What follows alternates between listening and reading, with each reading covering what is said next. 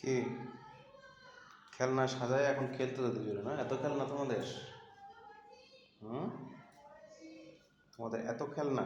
এই যে একদম এই মাথার থেকে এই দিক দিয়ে এদিকে সব তাদের খেলনা। এই যে সাজাইছে, এই যে এটার মধ্যে আরো খেলনা আছে, সব খেলনাই তাদের।